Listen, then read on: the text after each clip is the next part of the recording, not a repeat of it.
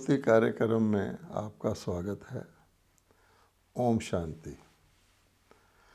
भगवत गीता में कहा गया है, ये ज्ञान परमात्मा ने सबसे पहले सूर्य को दिया था। सूर्य का बाद मनु, इक्ष्वाकु इत्यादि इत्यादि, और फिर ये ज्ञान बहुत काल से प्राय लुप्त हो गया। अब भगवान कह रहे हैं कि अब पुनः मैं वही ज्ञान देने के लिए अवतरित हुआ हूँ। तो जब हम ये सुनते हैं कि भगवान ने ये ज्ञान सूर्य को दिया, तो मनुष्य की बुद्धि चलती है कि सूर्य से यहाँ क्या अभिप्राय है। तो यदि हम इस सूर्य की तरफ देखें जो आकाश में रोज़ दिखाई देता है, तो उस सूर्य में दो गुण होते हैं। एक तो सूर्य प्रकाश देता है और दूसरा सूर्य गर्मी देता है। यूँ कह सकते हैं कि लाइट और माइट सूर्य देता है। स्थूल ढंग से हम देखते हैं कि संसार में अंधकार से प्रकाश हो जाता है। जहाँ जहाँ सूर्य पहुँचता है तो रात्रि से दिन हो जाता है, और साथ साथ सूर्य गर्मी भी प्रदान करता है। और देखा जाए तो जितनी भी जीवन है, चाहे वो वनस्पति में है, किसी भी चीज़ में है, तो वो सूर्य की गर्मी से ही वो सारा जीवन जो है इस दुनिया में उत्पन्न होता है और बढ़ता है। अब आप देखिए कि जब भगवान कह रहे हैं कि ये ज्ञान सबसे पहले मैंने सूर्य को दिया था, तो यही दो गुण जो हैं उसमें होने चाहिए जिसमें ये ज्ञान, जिसको भगवान ने ये ज्ञान दिया। और हम अच्छी तरह जानते हैं कि परमात्मा ने जब सृष्टि की पुनः रचना की, पुनर्स्थापना की, ये भी बात समझने की है कि पुनर्स्थापना से क्या अभिप्राय है। परमात्मा ने सृष्टि को रचा, इसका क्या अर्थ है? क्योंकि एक और तो हम जानते हैं कि ये सृष्टि नाटक अनादि और अविनाशी है, शाश्वत है, और इसमें तीनों सत्ताएं अनादि और अविनाशी हैं जिनसे ये नाटक चलता है। वो तीन सत्ताएं हैं। एक तो है प्रकृति के 5 तत्व मोटे रूप से जिनको कहा जाता है। प्रकृति अनादि अविनाशी है। कहा गया है matter is indestructible but it changes it's form. ये प्रकृति अपना रूप बदलती रहती है, लेकिन ये प्रकृति अनादि और अविनाशी है। 5 तत्व शाश्वत हैं। दूसरे हैं इस सृष्टि रूपी मंच पर एक्ट करने वाले एक्टर, जो शरीरों के द्वारा आत्माएं अपना अपना पार्ट बजाती हैं। शरीर तो प्रकृतिकृत हैं, लेकिन इनके अंदर जो आत्माएं हैं वो भी अनादि अविनाशी हैं, शाश्वत है। भगवत गीता के पहले ही अध्याय में भगवानुवाच है, ये स्पष्ट किया गया है कि तुम आत्मा हो, तुम अनादि अविनाशी हो, तुम शाश्वत हो। आत्मा को आग जला नहीं सकती, आत्मा को शस्त्र काट नहीं सकता, आत्मा को पानी डुबो नहीं सकता, इत्यादि इत्यादि। तो जितनी मनुष्य आत्माएं हैं, मुख्य एक्टर इस सृष्टि के नाटक पर हैं, और फिर इस सृष्टि नाटक को शाश्वत रूप देने वाला, इसको समय आने पर परिवर्तन करने वाला, या जिसको कहते हैं पुनर्स्थापना करने वाला, जिसको ही रचेता कहा गया, रचना करने वाला, वो रचेता परमपिता परमात्मा है। वो भी परम आत्मा शाश्वत हैं, अनादि और अविनाशी हैं। इसीलिए परमात्मा को सदा शिव कहा गया है। हम जानते हैं कि हमारे देश में शिव को ही परमात्मा ने नमः कहकर पुकारा जाता है, और शिव का कोई शारीरिक आकृति नहीं है। वो ज्योति स्वरूप हैं, परमात्म स्वरूप हैं। और सदाशिव का अर्थ यही है ये परमात्मा का स्वरूप तो कभी बदलता ही नहीं है। मनुष्य आत्माएँ तो शरीर के साथ साथ उनकी शारीरिक आकृति बदलती रहती है, इसलिए उनके शारीरिक नाम रूप भी बदलते रहते हैं। तो परमात्मा, आत्माएं और प्रकृति और तीनों ही शाश्वत सत्ताओं का ये अनादि नाटक बना हुआ है। तो इसमें प्रश्न कई बार उठता है कि फिर परमात्मा ने क्या रचा। तो ऐसा नहीं है कि परमात्मा ने कुछ भी नहीं था और सृष्टि रच दी, ऐसा नहीं है।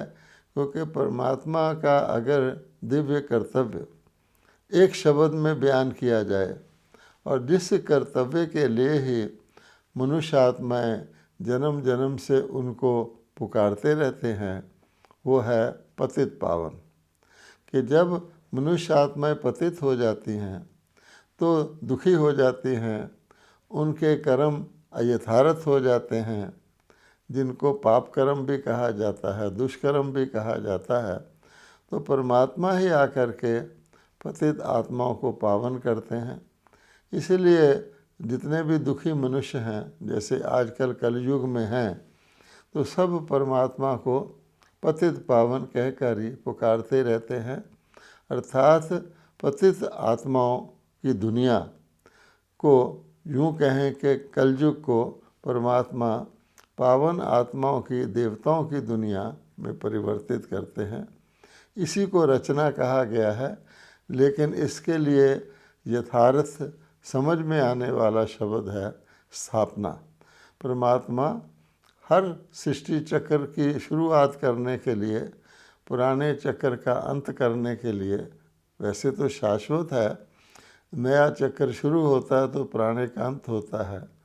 उस दोनों चक्रों के, जिसको संगम कहा गया है, संधि काल कहा गया है, उस समय अवतरित होते हैं। अब ये जो कहा गया कि परमात्मा ने ज्ञान सूर्यों को दिया, इसका भाव अर्थ ये है कि परमात्मा जब कलयुग के अंत में अवतरित होते हैं, उस समय तो घोर अंधकार होता है और अंधकार को ही प्रकाश में बदलना होता है। ये अंधकार कोई स्थूल अंधकार नहीं है, ये अज्ञान अंधकार है। और इसीलिए भगत लोग एक प्रेयर भी करते आए हैं, हे भगवान, हमें अंधकार से प्रकाश की ओर ले चलो। अर्थात अज्ञान अंधकार से ज्ञान प्रकाश की ओर ले चलो। और प्रकाश करना सूर्य का काम होता है, तो इसलिए परमात्मा को ज्ञान सूर्य भी कहा जाता है। सिख धर्म में कहा गया है, ज्ञान सूरज प्रगटा, अज्ञान अंधेर विनाश। तो हमारी प्रार्थना भी यही रही है जन्म जन्मांतर से कि हे परमात्मा, हमें अंधकार से प्रकाश की ओर ले चलो, अर्थात अज्ञान से ज्ञान की ओर ले चलो, हमें असत्य से सत्य की ओर ले चलो। क्योंकि जब हम अपने आप को शरीर मानकर चलने लगते हैं, भगवान ने गीता में शुरू में ही कहा है कि तुम शरीर नहीं हो, आत्मा हो। लेकिन 2 युगों से, द्वापर से लेकर कलयुग के अंत तक मनुष्य आत्माएँ अपने को शरीर मानकर ही चलती आई हैं। तो भगवान कहते हैं, इसीलिए तुम प्रेयर करते हो, हे भगवान, हे परमात्मा, हमें मृत्यु से अमृतत्व की ओर ले चलो। कि हम समझते हैं शरीर छूटा तो हम मर गए, तो भगवान कहते हैं ऐसा नहीं है, तुम तो अजर अमर अविनाशी आत्मा हो, तुम इस चोले को बदलते रहते हो। तो ये जो ज्ञान परमात्मा देते हैं, वो उसी को, जिससे हम अंधकार से प्रकाश की ओर आ जाते हैं। आत्मा वैसे भी ज्योति स्वरूप है, सत्य है, चित्त है, आनंद स्वरूप है। सत्य का अर्थ शाश्वत भी होता है और सत्य का अर्थ प्योर भी होता है, जिसके अंदर किसी प्रकार का मिलावट या अज्ञान का अंश मात्र ना हो। इसलिए भगवान जो पहली रचना करते हैं सतयुग में, उसको कहा गया है सूर्यवंशी रचना। अर्थात जो देवी देवताओं की सृष्टि कलयुग के अंत के बाद शुरू होती है, उसको सूर्यवंशी कहा गया है। अब देखिए कि सूर्य प्रकाश और शक्ति, लाइट एंड माइट का स्रोत है। और ख़ास बात नोट करने की यह है कि सूर्य जो लाइट और माइट देता है, जो प्रकाश और शक्ति देता है, वो सूर्य देता ही रहता है, देता ही रहता है, वापस नहीं मांगता है। जो सूर्य दुनिया के अंदर भी मनुष्य आत्माओं को इस सृष्टि पर रोशनी देता है और शक्ति देता है, बस वो देता ही रहता है, अर्थात उसका वो ओरिजिनल सोर्स है, वापस नहीं मांगता है।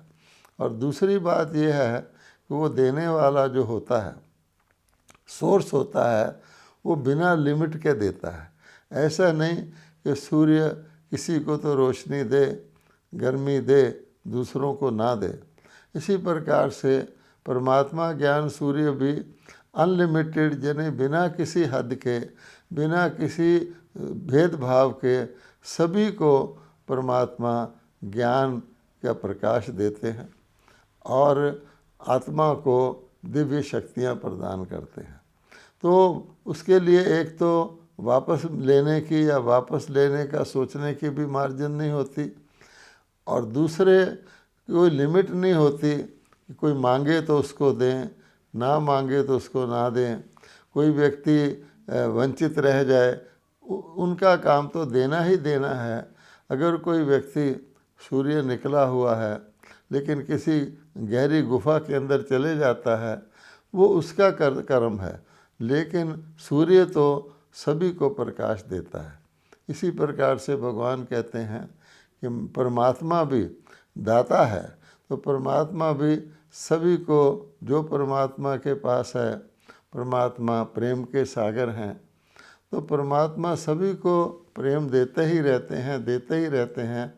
किसी से परमात्मा प्रेम रोकते नहीं हैं कि अमुक आत्मा को मैंने प्रेम देना है, अमुक को नहीं देना है, ये आत्मा तो प्रेम के पात्र ही नहीं है। ऐसा नहीं। ज्ञान, प्रेम, शक्ति, शांति, संतोष, आनंद, जितने भी दिव्य गुण हैं या जितनी भी शक्तियां हैं, जिसको हम कहते हैं अष्ट शक्तियाँ प्रसिद्ध हैं, सहन करने की शक्ति, समाने की शक्ति, समेटने की शक्ति, सामना करने की शक्ति, सहयोग की शक्ति, निर्णय शक्ति, परख शक्ति इत्यादि इत्यादि, वो शक्तियाँ भी भगवान हर एक को देते ही रहते हैं। अब देने वाला दे रहा है, लेने वाला ना ले तो वो जाने। जैसे परमात्मा को सतगुरु भी कहा गया है, कोई भी गुरु या शिक्षक सभी अपने विद्यार्थियों को, सभी अपने शिष्यों को एक जैसा ही ज्ञान सुनाते हैं, किसी के साथ भेदभाव नहीं रखते हैं। लेकिन फिर लेने वाले के ऊपर है उस ज्ञान को कहाँ तक वो महत्व देकर सुनते हैं, कहाँ तक उसको समझते हैं, फिर कहाँ तक उसको जीवन में लाते हैं, और फिर कितने तक उसको अन्य आत्माओं को वितरण करते हैं। वो नंबर वाइज हो जाता है। जैसे किसी भी क्लास के अंदर पास विद ऑनर स्टूडेंट भी होते हैं, पास स्टूडेंट भी होते हैं, फिर पास विद ग्रेस मार्क स्टूडेंट भी होते हैं, first division, second division, third division भी होते हैं। लेकिन शिक्षक सबको एक समान पढ़ाता है। तो दो बातें हमें नोट करनी है कि परमात्मा दाता है, वो देता ही है, देता ही है। परमात्मा किसी से कुछ लेते नहीं हैं, ना तो उनको लेने की आवश्यकता है और ना ही कोई उनको कुछ दे सकता है। इसी प्रकार से परमात्मा जो प्राप्तियां कराते हैं, जिसको हमने देखा ज्ञान सूर्य, यानी सबसे पहली प्राप्ति परमात्मा की ज्ञान है। ज्ञान को अंजन भी कहा गया है, ज्ञान को प्रकाश भी कहा गया है, ज्ञान को समझ भी कहा गया। तो परमात्मा ज्ञान जो देते हैं बेहद का देते हैं। ऐसे नहीं कोई मांगे तो उसको देते हैं, नहीं, देते ही रहते हैं, देते ही रहते हैं।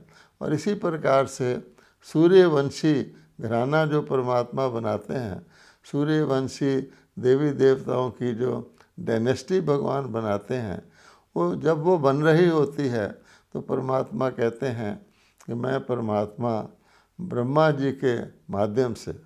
भगवद गीता में साफ साफ लिखा हुआ है कि कल्प के आदि में ब्रह्मा जी प्रजा सहित यज्ञ रचते हैं, जिससे देवता उत्पन्न होते हैं और देवता वृद्धि को पाते हैं।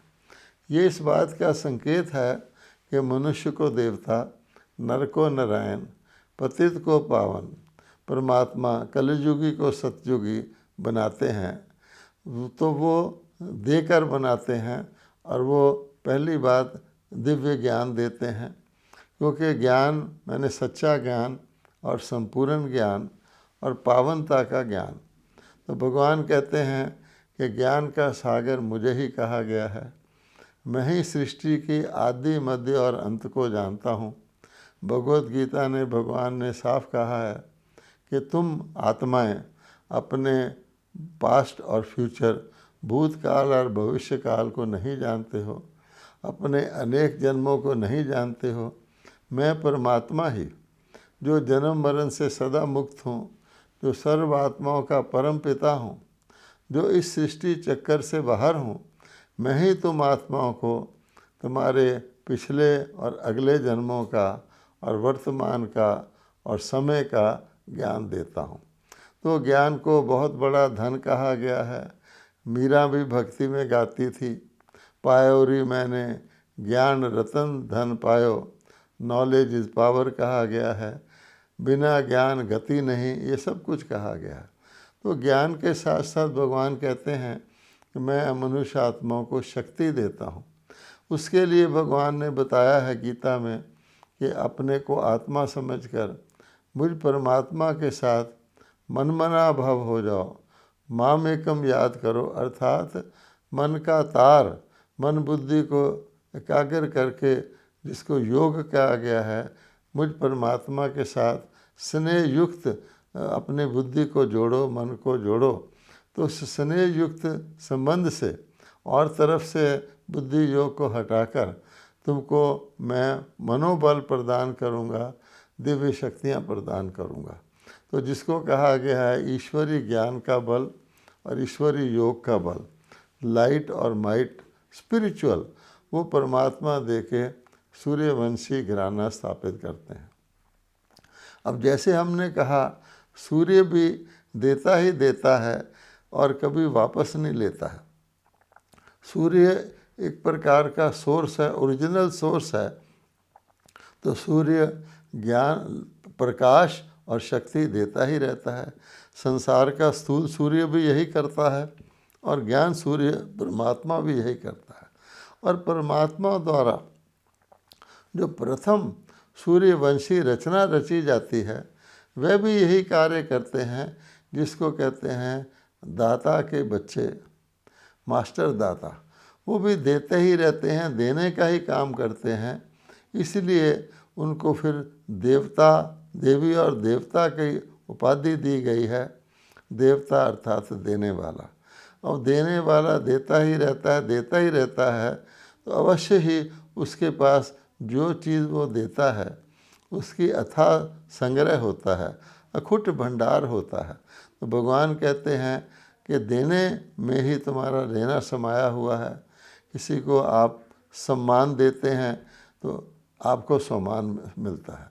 इसी प्रकार से देने वाले का भंडारा कभी खुटता नहीं है। तो सूर्यवंशी घराना यही कार्य करता है। और पूरा सतयुग जो सारे सृष्टि चक्र का 1/4 भाग है, वो सारा सूर्यवंशी घराना देता ही देता है। अब उसके बाद भगवान कहते हैं फिर ज्ञान मनु को मिला, तो उसको कहा जाता है चंद्रवंशी घराना। अब सूर्यवंशी और चंद्रवंशी घराना में फ़र्क क्या है कि चंद्रवंशी लेकर देता है।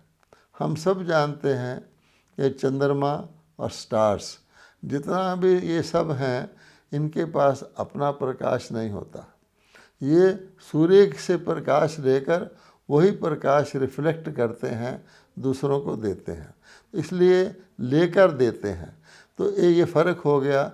इसीलिए उसको कहा गया है जो निराधार है, वो जब आधार देकर किसी चीज़ को कार्य करता है, तो आधार लेने कि उसको एक तो इंतज़ार करना पड़ता है, एक उसके ऊपर निर्भर रहना पड़ता है। तो इसलिए जब भी कोई उनके जीवन में किसी प्रकार की परिस्थिति आती है, कोई समस्या आती है, कोई विघ्न आता है, कोई परीक्षा आती है, तो फिर वो उसको पार करने के लिए उनको मेहनत करना पड़ता है। इसलिए उसको चंद्रवंशी कहा गया है। फिर वो ज्ञान सूर्य से या ज्ञान सूर्य वंशियों से मदद लेकर के, सहयोग लेकर के अपने आप को उससे पार करते हैं। इसलिए उनके हाथ में, उनको योद्धा के रूप में दिखाया गया है। उनको परिस्थिति के साथ, समय के साथ युद्ध करना पड़ता है। पहली जो श्रेणी है सूर्यवंशी, वो सीधे ही प्रकाश और शक्ति के आधार पर सीधे ही परिस्थितियों पर विजयी हो जाते हैं। परिस्थितियाँ उनके सामने आती ही नहीं हैं, जैसे प्रकाश के आगे अंधकार आ ही नहीं सकता है। और दूसरी श्रेणी जो है, उनके सामने परिस्थितियाँ आती हैं, फिर उनके साथ वो युद्ध करके विजय प्राप्त करते हैं। इसलिए सूर्यवंशी और चंद्रवंशी में फ़र्क है। अब आप देखिए, सागर, परमात्मा के कई गुणों के कारण परमात्मा को गुणों के सागर भी कहा गया। परमात्मा प्रेम के सागर हैं, परमात्मा आनंद के सागर हैं। अब सागर आप देखेंगे तो अथाह होता है, सागर में अथाह जल होता है। ये जो पृथ्वी है हमारी, इसका भी 3/4 भाग जल है। और हम जानते हैं जल का जो सारा संग्रह है वो सागर है। लेकिन फिर भी अब सागर होते हुए भी सागर निर्भर होता है। सागर से जल को अगर आकाश तक पहुंचाना है, उसके द्वारा फिर वर्षा करनी है, तो सागर को सूर्य की आवश्यकता पड़ती है। सागर का जल सागर की तह तक होता है, सागर के ओशन लेवल पर होता है, सी लेवल पर होता है। तो सूर्य की शक्ति ही उसको एवेपोरेट करके उसको आसमान में ले जाती है। फिर वो जाकर के ऊंचाई पर ठंडे होने के कारण से या पहाड़ों तक जाकर टकराने के बाद वो वर्षा का रूप लेता है। फिर वो वर्षा जहाँ से वो पानी जमा होता है, वो सेवा करता हुआ आखिरकार फिर सागर में मिलता है। तो सागर देता तो है, वो भी सूर्य के आधार से देता है और फिर वापस भी उसके अंदर जल जाता है। यद्यपि सागर को जल की आवश्यकता नहीं होती। तो सागर और सूर्य में हमने अंतर देखा कि सूर्य किसी पर निर्भर नहीं है, सूर्य प्रकाश और गर्मी देता ही रहता है। इसी प्रकार से ज्ञान सूर्य किसी से लेता नहीं है, वो सोर्स है, वो देता ही रहता है। और सूर्यवंशी घराने की आत्माएं भी ज्ञान सूर्य से सब कुछ प्राप्त करने के कारण, ज्ञान सूर्य के साथ कनेक्शन रखने के कारण वो भी इतनी शक्तिशाली हो जाती हैं कि वो देती ही रहती हैं, किसी पर निर्भर नहीं करती हैं। आखिर परमात्मा उनको संपन्न और संपूर्ण बना देते हैं, जिसके बाद वो स्वयं भी ये सारा कुछ करती रहती हैं। इसलिए भगवान कहते हैं कि हमको सागर की तरह नहीं बल्कि सूर्य की तरह बनना है, ताकि हम आत्मनिर्भर हों, किसी के ऊपर निर्भर ना हो। तो ये फ़र्क हमने देखा कि एक होता है देना, देते ही रहना, एक है लेकर देना या फिर देकर लेने की आकांक्षा रखना, जिसको हम इच्छाएं या डिज़ायर्स या कामनाएं कहते हैं। तो इसलिए इसको ये ना किया जाए, इसके लिए हमारे यहाँ कहावत है, नेकी कर दरिया में डाल। हमने कोई अच्छा कर्म किया, उसका फल हमें स्वतः ही प्राप्त होगा। इसीलिए कहा गया है कि तुम्हारी कर्म करने का ही तुम्हारा अधिकार है, फल अपने आप आएगा, फल की इच्छा नहीं रखना है, इसलिए कामना नहीं रखना है।